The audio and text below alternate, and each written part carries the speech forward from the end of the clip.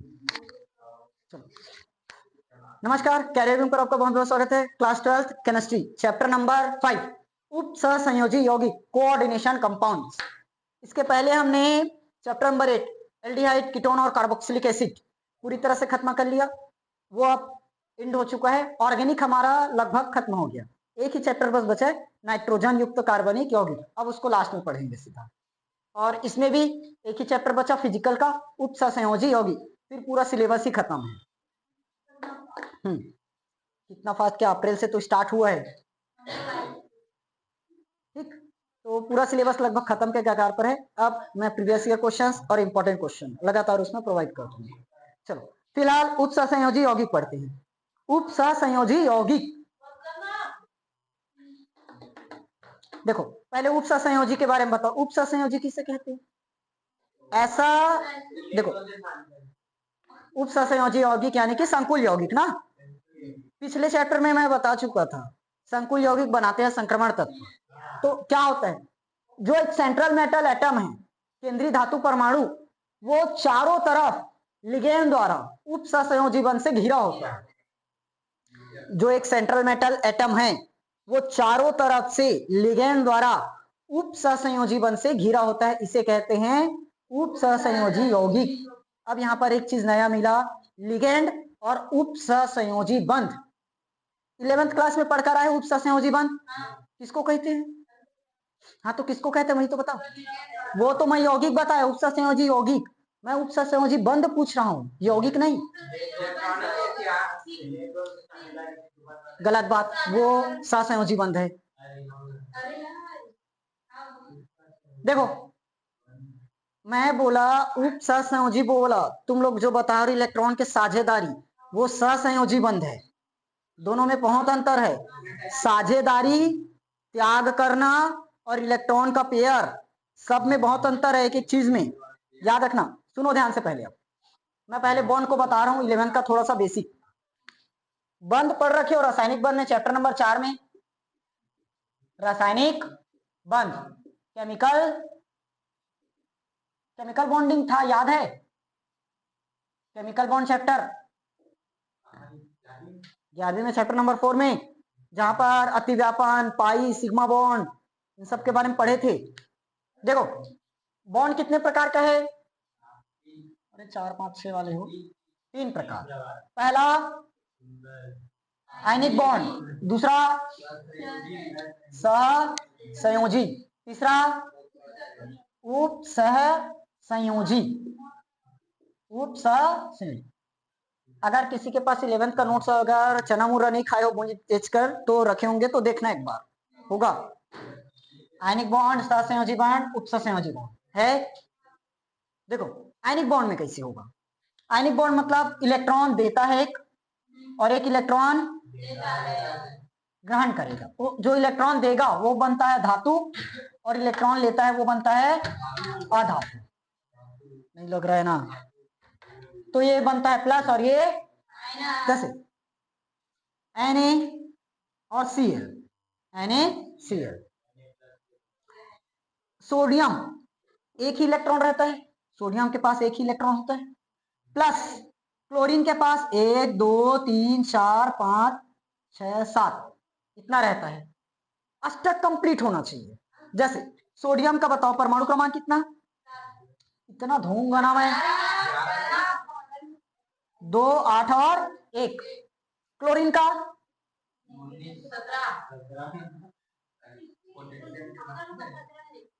अब ऐसे मैं चिल्लाऊं नहीं, तुम लोग को पीटू नहीं। सोडियम का परमाणु क्रमांक 7, क्लोरीन का परमाणु क्रमांक 19। अब 11th और 12th, 11th भी नहीं 12th में तुम लोग को सोडियम का परमाणु क्रमांक 11 होता है, ये याद कर लो। 2 8 और 7 होगा। 2 8 और 7 ये इलेक्ट्रॉनिक विन्यास। अब ध्यान से देखो, अगर ये अपना एक इलेक्ट्रॉन यहां से निकाल ले और इसको दे दे, इसके पास आ गया। ये टोटल 7 और 1 मिलकर, और ये इसका एक इलेक्ट्रॉन निकल गया, ये क्या बन चुका है? 8। अष्टक कंप्लीट हुआ कि नहीं? इसी को बोलते हैं संयोजकता। अब देखो सोडियम एक इलेक्ट्रॉन दिया, इसीलिए क्या आया? प्लस। क्लोरीन ने एक इलेक्ट्रॉन लिया, इसलिए क्या आया? माइनस। अब देखो 1 2 3 4 5 6 7, एक इलेक्ट्रॉन इसके पास ये वाला आया है, इसीलिए मैं इसे कट दर्शा देता हूं। ये इलेक्ट्रॉन किसका है? सोडियम का, और ये पूरा क्लोरीन का। समझ में आया बॉन्ड कैसे बना है? क्लियर हुआ? इस तरह से बनता है NaCl। क्लियर? इलेक्ट्रॉन एक ने दिया, दूसरे ने क्या किया? ग्रहण किया। समझ में आया? क्लियर है? सहसंयोजी बन सॉरी आयनिक बॉन्ड अब बन जाएगा। इसी प्रकार से KCl में भी बनेगा क्या? K+ और Cl अब बना लोगे इसमें। अब सहसंयोजी में देखो, सहसंयोजी दो प्रकार से दर्शाएगा, एक समअणुक में और एक विषमअणुक में, होमो और हिट्रो। होमो और हिट्रो। इसमें होता है इलेक्ट्रॉन का साझा। इलेक्ट्रॉन सीधा क्या करते हैं? साझा करते हैं। ये एक देंगे, दूसरे ग्रहण करेंगे नहीं, दोनों ही मिला लेंगे। इसके पास 5 रुपए है, वो 5 रुपए देगा, हो गया 10 रुपए, दोनों मिल जाएगा। समझ में आया? देखो जैसे O2 में कर लेते हैं, सेम परमाणु में कर लेंगे। ऑक्सीजन के पास बताओ कितना इलेक्ट्रॉन रहते हैं? परमाणु क्रमांक 8, 2 और 6, 2 और 6। ऑक्सीजन 1 2 3 4 5 6। दर्शाने का तरीका इस तरह से, ठीक। इसलिए इसकी वैलेंसी 2 बनती है, क्योंकि 2 बार अनपेयर्ड इलेक्ट्रॉन है, अयुग्मित इलेक्ट्रॉन, इसलिए वैलेंसी 2। अब देखो ऑक्सीजन 1 2 3 4 5 6। इस ऑक्सीजन के पास भी 1 2 3 4 5 और ये 6 कंप्लीट है। तो ये वाला देखो, इसकी वैलेंसी कितना है? 2, क्योंकि 2 अनपेयर्ड इलेक्ट्रॉन है। इसके पास भी 2 अनपेयर मतलब अयुग्मित इलेक्ट्रॉन है, तो इसकी भी वैलेंसी कितना है? 2। इसीलिए ये वाला इसके साथ बॉन्ड बनाएगा, ये इसके साथ बॉन्ड बनाएगा, तो ऑक्सीजन डबल बॉन्ड ऑक्सीजन बना रहता है। समझ में आया? और बाकी तो पेयर में। अगर इसी को इस तरह से संरचना में दर्शाओगे, ऑक्सीजन के पास कितना है? 1 2 3 4 5 6। इसके पास भी 1 2 3 4 5 6। समझ में आया कि नहीं आया? क्लियर हुआ? इन्होंने क्या किया? इलेक्ट्रॉन का साझा। किसी ने दिया, किसी ने ग्रहण किया, ऐसा नहीं है, दोनों ने क्या किया? साझा। इसने अपना 2 इलेक्ट्रॉन दिया, तो इसने भी अपना 2 इलेक्ट्रॉन दिया। देखो इतना है इसके पास, 2 4 6, 2 4 6 अभी भी है। ये अपना एक इलेक्ट्रॉन साझा कर दिया, इसने भी अपना एक इलेक्ट्रॉन साझा किया, दोनों ने एक एक इलेक्ट्रॉन। अभी पूरी तरह से कंप्लीट हुआ क्या? 2 4 6 और एक साथ ही हो पाया है, 8 रहना चाहिए टोटल। देखो 8 होना चाहिए सबके पास, तो ये एक और दे देगा, तो ये भी अपना एक देगा। अब गिनो, इस ऑक्सीजन के पास 1 2 3 4 5 6 7 8। देखो बड़े वाले सर्कल में देखो, इसमें 8 है कि नहीं है? टोटल 8 आया, तो इसका स्टक कंप्लीट हुआ कि नहीं? अगर इसमें देख लिए 2 4 6 और ये 8, इसका भी स्टक कंप्लीट हुआ कि नहीं? ये आया, तो दोनों ने 2 2 इलेक्ट्रॉन क्या किया? साझा किया, इसीलिए कहलाता सहसंयोजी। सहसंयोजी, दोनों का साझा। आया? इसी प्रकार H2O में देखो, H2O, H2O हाइड्रोजन का एक वैलेंसी होता है। अब इसको बताने की जरूरत है 1 2 3 4 5 और 1 6। इसके पास एक ही रहता है। देखो कंप्लीट है कि नहीं? इसमें भी किसी ने दिया क्या? हाइड्रोजन ने दिया, ऑक्सीजन ने ग्रहण किया, ऐसा नहीं है। वैसे में ऑक्सीजन के पास मात्रा बढ़ जाएगी। अगर इसको मान लो दे दिया ये, तो 2 3 4 5 6 7 8 और इसका एक अगर आया तो 9 हो जाएगा। तो वैसे नहीं होना चाहिए। देखो ऑक्सीजन है 1 2 3 4 5 6, हाइड्रोजन के पास 1, हाइड्रोजन के पास है, तो ये हो गया अपना हाइड्रोजन का, और ये ऑक्सीजन का, और ये भी हाइड्रोजन है। अब देखो ध्यान से, ये अपना एक इलेक्ट्रॉन देगा और ये भी अपना एक इलेक्ट्रॉन देगा साझा के लिए, तो दोनों ने एक एक साझा किया। अब गिनो 1 2 3 4 5 6 7, साथ ही है अभी। 1 2 3 4 5 6 7, ठीक तो है, साथ ही है ना। इसमें ये अपना एक इलेक्ट्रॉन देगा क्या? और ये भी अपना एक इलेक्ट्रॉन देगा, क्योंकि इसके पास 2 बार खाली था इस तरह से, यहां और यहां। इसने अपना एक इलेक्ट्रॉन इसके साथ साझा किया, इधर का एक इलेक्ट्रॉन इसके साथ साझा किया। हाइड्रोजन के पास देखो 2 हो गया कि नहीं? और 2 में भी अष्टक कंप्लीट होता है। इसके पास 1 2 3 4 5 6 7 8, ऑक्सीजन वाले सर्कल में देखो 8 हुआ कि नहीं? तो इसका भी अष्टक कंप्लीट हो गया। समझ में आया? मतलब इलेक्ट्रॉन के साझे से अगर अष्टक कंप्लीट हो रहा है मतलब सहसंयोजी बंध।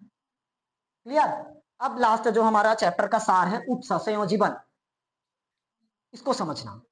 इलेक्ट्रॉन एक त्यागेगा और दूसरा ग्रहण करेगा, एक त्यागेगा और दूसरा ग्रहण। जैसे NH3 और BF3। नाइट्रोजन परमाणु क्रमांक कितना? 7, 2 और 5 आएगा। 1 2 3 4 और 1 हो गया 5। हाइड्रोजन के पास एक, तो ये एक हाइड्रोजन, ये 2 हाइड्रोजन और ये आया। वैसे बोरान के पास, बोरान का परमाणु क्रमांक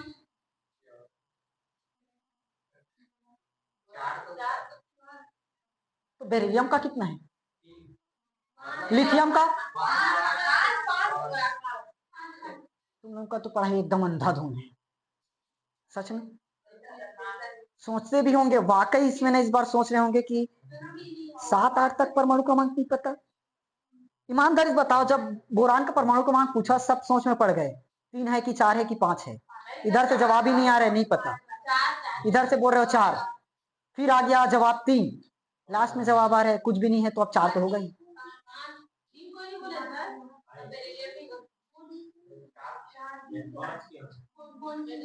देखो ओए, बस 5 तो 2 और 3, अंतिम कोश में कितने इलेक्ट्रॉन? 3। तो 1 2 3, एक बार फ्लोरीन, दूसरा फ्लोरीन और तीसरा फ्लोरीन। देखो फ्लोरीन इलेक्ट्रॉन ग्रहण करेगा, क्लोरीन वाला ही ग्रुप है, क्लोरीन इलेक्ट्रॉन ग्रहण करता है ना, तो वैसे फ्लोरीन भी करेगा और ये अपने इलेक्ट्रॉन त्याग करेगा। अब देखो इसके पास इलेक्ट्रॉन का पेयर है और इसके पास ना तो पेयर है और ना ही अनपेयर्ड है, तो इसीलिए क्या करेगा, ये पूरा का पूरा इस तरह से साझा कर देगा। समझ में आया? दे देगा और उसने ग्रहण कर लिया। ये साइन कहलाता है उपसहसंयोजी बंध। समझ में आया? अब क्लियर हुआ उपसहसंयोजी बंध किसे कहेंगे?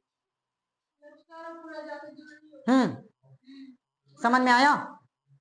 इसको दर्शाने का तरीका ही यही। क्लियर हुआ उपसहसंयोजी बंध? समझ में आया? अब चैप्टर को समझ सकते हैं, कोऑर्डिनेशन कंपाउंड उपसहसंयोजी यौगिक, उपसहसंयोजी यौगिक। इसको मैं परिभाषा थोड़ी देर बाद लिखवाऊंगा, उसके पहले बेसिक चीज और जो है समझना पड़ेगा पहले। समझ में आया? उपसहसंयोजी बंध क्लियर। आयनिक बॉन्ड में इलेक्ट्रॉन आदान प्रदान, आयनिक बॉन्ड मतलब इलेक्ट्रॉन आदान प्रदान, आयन बनेगा सीधा। आयनिक बॉन्ड मतलब आयन बनेगा, धन आयन बनेगा और ऋण आयन। लेकिन सहसंयोजी नाम से स्पष्ट हो रहा है, सहसंयोजी साझा, सहसंयोजी मतलब दोनों के दोनों क्या करेंगे? साझा। उप सहसंयोजी मतलब सीधा इलेक्ट्रॉन का पेयर दे देगा। समझ में आया? ठीक, चलो अगला सॉल्ट का वर्गीकरण देखो। सॉल्ट लवण, सॉल्ट मतलब लवण, इसका वर्गीकरण 2 प्रकार से बांटे हैं, एक साधारण, अरे साधारण लवण, और एक जटिल, नहीं जटिल नहीं, योगात्मक। हाँ भाई बोल सकते हो, योगात्मक या योगशील या आणविक। ठीक, योगात्मक, योगशील या आणविक। साधारण में अभी बताया था ना, NaCl, KCl, CaCl2, ये भी तो बनेगा, ये सब बनेगा। जैसे CaSO4 हो गया, वो भी बनता है। इसका पढ़ना है अपने को डिटेल में। योगात्मक को एक जालक के बारे में पढ़ना है, द्विक लवण या जालक यौगिक, द्विक या जालक, और एक संकुल, संकुल या उपसहसंयोजी, उपसहसंयोजी जो अपने चैप्टर का नाम है वो इसी में समझ लेंगे। समझे? पहले देखो द्विक लवण किसे कहते हैं, द्विक लवण के पहले उसके बाद योगात्मक समझना पड़ेगा। आणविक, आणविक यौगिक क्या होगा? ऐसा यौगिक जिसमें 2 या 2 से अधिक, 2 या 2 से अधिक जो अणु है सरल यौगिक के निश्चित अनुपात में क्या करेगा? जुड़ेगा। समझ में आया? नहीं आया? जिसमें 2 या 2 से अधिक, 2 या 2 से अधिक सरल यौगिक के निश्चित अनुपात में जुड़ने से बनता है।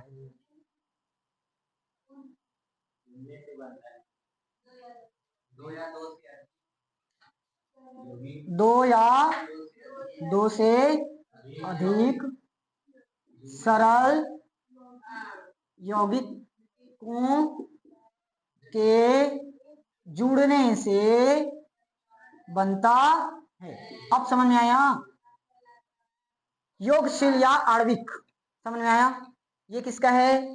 आणविक। समझ में आया? योगात्मक, योगशील या आणविक यौगिक। क्लियर हुआ? दो या दो से अधिक सरल अणु आपस में जुड़ेंगे, ठीक? और सरल अणुओं के जुड़ने से बनता है ना, और ये सरल अणु एक निश्चित अनुपात में जुड़ेंगे, उनका अनुपात निश्चित होगा। निश्चित अनुपात कर लेंगे, निश्चित अनुपात में जुड़ने से बनता है। समझ में आया तक? दूसरा, आप क्या आएंगे? जालक यौगिक। कौन सा होगा? जालक यौगिक। जालक यौगिक क्या? द्विक लवण। जालक यौगिक क्या? द्विक लवण। अब देखो, ऐसा आणविक यौगिक, क्योंकि उसी का तो प्रकार है। क्या कर रहे हो तुम लोग? बहुत टाइम से हो गया। कौन कर रहे हैं? शांत रह जाओ, टाइम वैसे भी कम है, मुझे क्या, लेकिन जितना टॉपिक है उतना तो खत्म करूंगी। समझ में आया? देखो, जालक यौगिक क्या होगा? जो ठोस अवस्था में स्थायी लेकिन जलीय अवस्था में पिघल जाए, मतलब अपने आयनों में टूट जाएगा। समझ में आया? ठोस अवस्था में स्थायी लेकिन जलीय अवस्था में अपने मूल लवण के आयनों में पूर्णतः टूट जाते हैं। समझ में आया? ऐसे शॉर्ट में याद रखो, ठोस अवस्था में स्थायी होगा और जलीय विलयन में अपने आयनों में टूट जाएगा। जलीय विलयन में अपने आयनों में टूट जाएगा। कौन से में टूटेगा? अपने मूल लवण के आयन में, अपने मूल लवण के आयन। जैसे KCl है, K+Cl माइनस में टूटता है ना, तो इनका मूल लवण कौन हुआ? KCl। KCl का आयनन रूप क्या हुआ? K+ और C माइनस। समझ में आया? Cl minus. ठीक, तो ये समझ में आया? जालक यौगिक क्या होगा? ठोस अवस्था में क्या होंगे? स्थायी, ठोस में स्थायी, लेकिन जलीय विलयन में आयनों में टूट जाएगा, मतलब विभक्त हो जाएगा। समझ में आया कि नहीं आया? Example, ferrous ammonium sulphate. Ferrous ammonium sulphate, ferrous ammonium sulphate, ये तुम लोग के क्या बोलते हैं उसको, प्रैक्टिकल का भी है। फेरस अमोनियम सल्फेट ही ज्यादा देते हैं, प्रैक्टिकल में करवाएंगे भी। FeSO4, फेरस और सल्फेट बस हुआ है अभी, तो अमोनियम बचा। कहाँ NH4 आएगा अमोनियम में? क्यों NH3 आएगा? NH4 ही तो आएगा। NH4 twice, ferrous ammonium sulphate और 6 बार H2, 6 बार H2। समझ में आया? इसी को बोलते हैं मोहर लवण।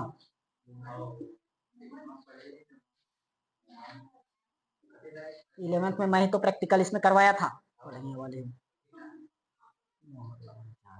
समझ में आया?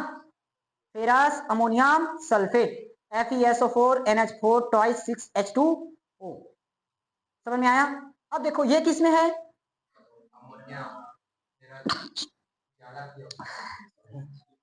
ठोस अवस्था में। किसमें रहेगा? ठोस। लेकिन अगर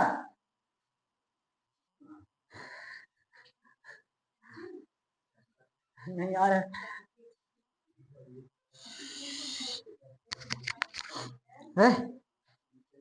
जलीय विलयन में देखो, जलीय विलयन में क्या होगा? अपने आयनों में टूटेगा। तो कैसे कैसे टूटेगा? Fe2+ और NH4 ये भी किस में टूटेगा? प्लस, ये भी 2 टाइम्स आएगा। प्लस SO4 2 माइनस में टूटता है ना, ये भी कितना बार रहेगा? 2 बार। समझ में आया? क्लियर हुआ? दिखा कुछ?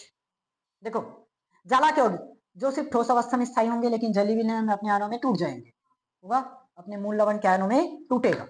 एग्जांपल है फेरस अमोनियम सल्फेट या मोहर लवण, और जलीय विलयन में ये टूट गया। देखो अपने आयनों में टूटा है कि नहीं टूटा? Fe2+ में मिला, NH4+ में मिला, SO4 2- में मिला, टूट गया। क्लियर हुआ? ये क्या था? जलक। आप उपसहसंयोजी, उपसहसंयोजी जानते हो? जो ठोस और जली दोनों में स्थायी रहे, जो ठोस और जलीय दोनों में क्या हो? दोनों में स्थायी, दोनों में क्या रहेंगे? स्थायी। समझ में आया?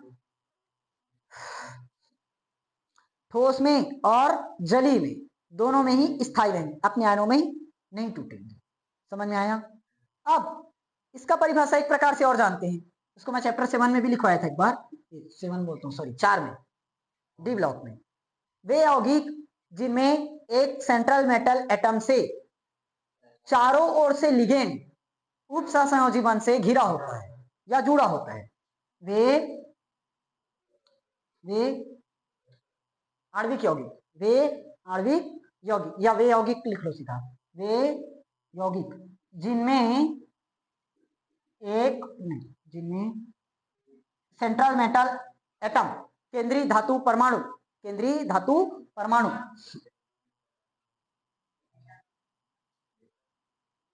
के चारों ओर, के चारों ओर, नहीं इसको ऐसे लिखो, चारों ओर ऋणायन या उदासीन परमाणु, ऋणायन या उदासीन परमाणु, इसको क्या बोलते हैं? लिगेंड द्वारा उपसहसंयोजी बंध से उपसहसंयोजी बंध से क्या होंगे? हाँ, घिरे होते हैं। समझ में आया?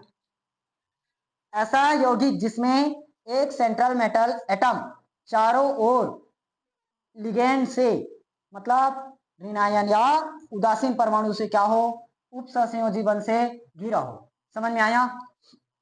एग्जाम्पल, K4FeCN6, K4FeCN6, अगर इसको तोड़ना चाहो,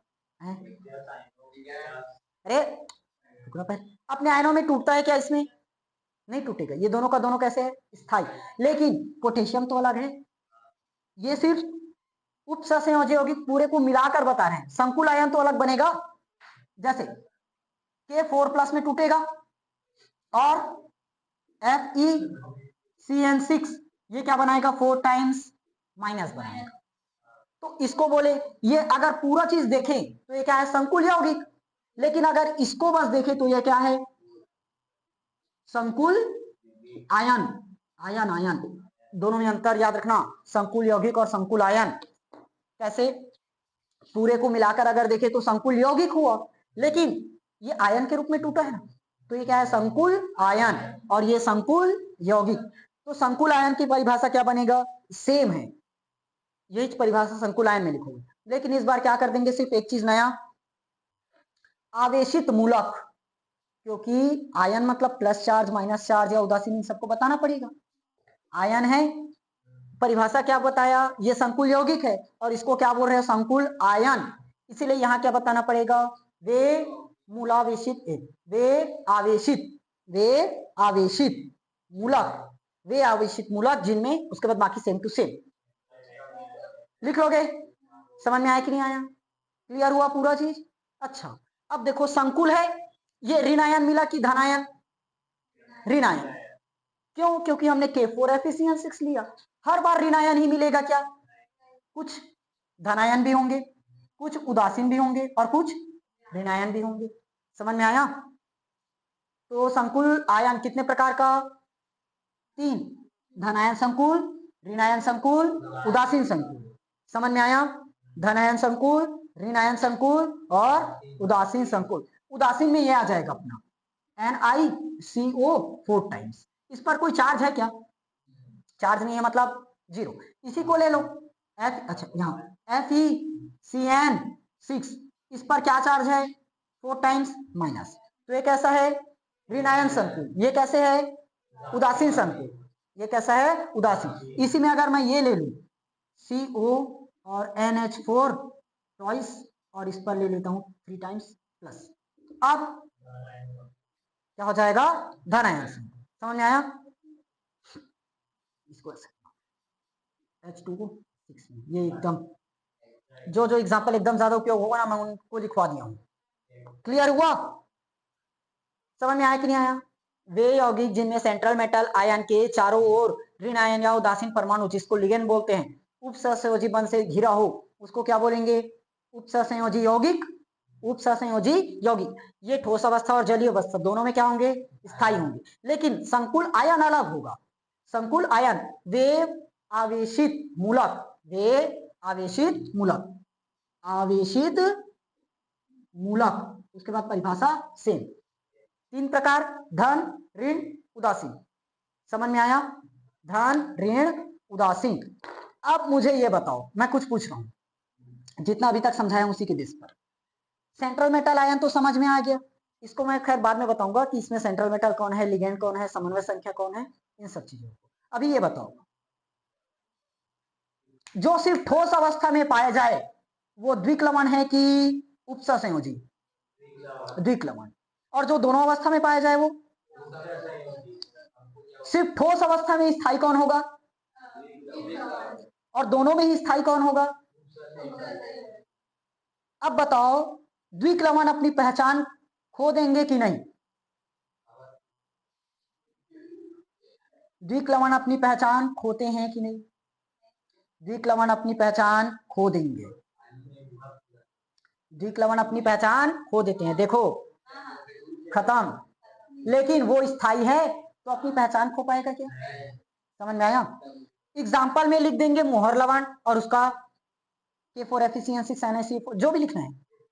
4 अंतर क्लियर, जो अभी मैं बता रहा था वो अंतर है। समझ में आया? क्लियर हुआ? पहला अंतर क्या जाने, ये सिर्फ ठोस अवस्था में पाए जाते हैं और वो दोनों अवस्था में। ये ठोस अवस्था में स्थायी, जलीय अवस्था में आयनों में विभक्त, वो दोनों ही में स्थायी। ये अपनी पहचान खो देते हैं, वो अपनी पहचान बनाए रखते हैं। नहीं खोते मतलब बनाए रखते हैं। इसका एग्जाम्पल लिख देना, उसका एग्जाम्पल। 4 अंतर काफी है। समझ में आया कि नहीं आया? क्लियर हुआ? नोट। बाकी अब इनसे छोटे छोटे संबंधित परिभाषाएं, इसको मैं कल कंप्लीट करूंगा।